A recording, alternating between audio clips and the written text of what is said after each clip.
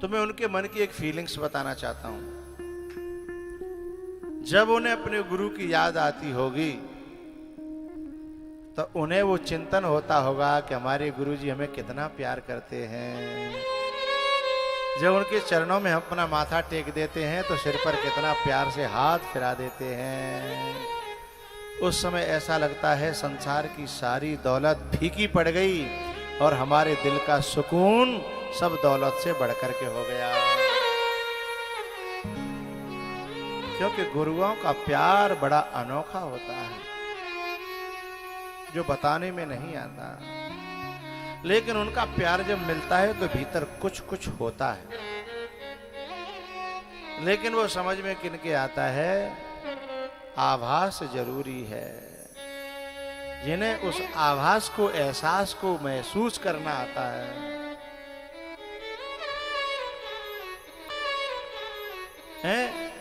उनके दिल की दशा बताती है, उनकी नजरें बताती हैं कि इसे किसी महापुरुष का प्रेम मिल गया है। अशोक वाटिका में एक सखी जब राम के दर्शन कर आई तो उसकी हालत क्या थी? नयन बहनीरा गद गद गिरा, नयन बहनीरा।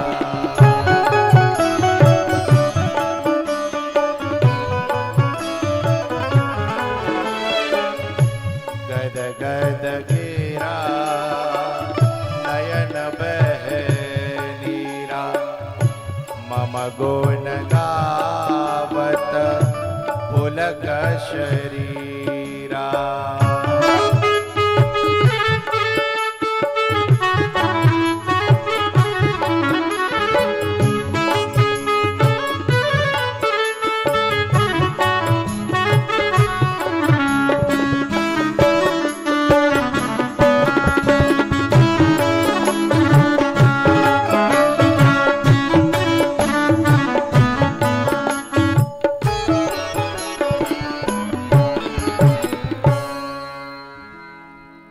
मम गुण गावत पुलक शरीरा,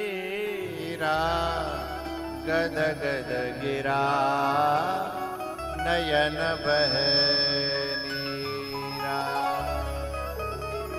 महापुरुषों का प्रेम बड़ा अनोखा होता है। महापुरुषों का प्रेम संसार के बंधन से मुक्त करता है। बोले संसार के बंधन से कैसे मुक्त करता है? क्योंकि संसार का प्रेम फीका पड़ने लगता है, महापुरुष का प्रेम भारी पड़ने लगता है। तो जो संसार का प्रेम जो बंधन कारक होता है उसकी धीमे धीमे जरूरत नहीं रहती, तो कोई साधक धीमे धीमे फिर महापुरुष का ही हो जाता है, दुनिया को छोड़ देता है। ये शाम संस्मरणात् पुंसाम। जिन महापुरुषों का स्मरण करने से, याद करने से हृदय भरियावे, मन भरियावे, आंखें भरियावे हैं, और ऐसे संतों का फिर कहीं दर्शन और हो जाए, जिनकी याद मात्र करने से आंखें भरियाती हैं, फिर उनकी याद भी हो और फिर कहीं दर्शन भी हो जाए।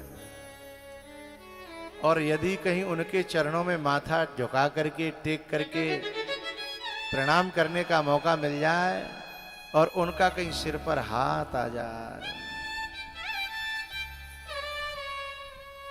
और फिर वे थोड़ी सी हमसे कुछ पूछ लें, ठीक हो बेटा, कहो घर पे सब ठीक है, इतना महापुरुष का कहना बहुत बड़ी बात होती है। ये दुनिया वाले कुशल क्षेम पूछते हैं ना, उसमें और साधु जब कुशल क्षेम पूछता है उसमें बड़ा अंतर होता है। दुनिया वाले कुशल क्षेम पूछते हैं, जब तुमने जो कही ना कि ठीक ठाक है सब, उन्हें कोई परिवर्तन नहीं पड़ा। तुमने कही बड़ी परेशानी है घर में, कोई अंतर नहीं पड़ता।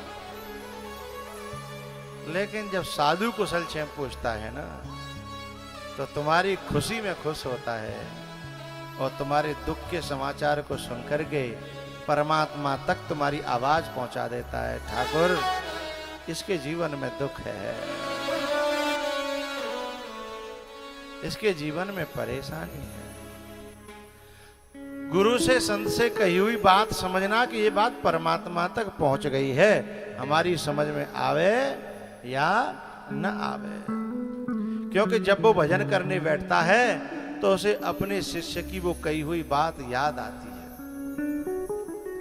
और जब वो भजन में वो बात याद आती है तो वो भगवान के पास पहुंच ही जाती है। ये शाम संस्मरणात् पुंसाम सद्य शुद्ध्यन्ति वै गृहा। तो सुखदेव जी महाराज को परीक्षित जी महाराज ने चबूतरे पर बिठाया और कहा, मैं धन्य हो गया कि मुझे तो आपका स्मरण भी, दर्शन भी, माथा टेकने का मौका भी, और आपके मुख से जो कथामृत निकलेगा उसे पीने का मौका भी मिल रहा है। तो मैं कितना धन्य हूँ, कितना बड़भागी हूँ, मैं बड़भागी हो गया।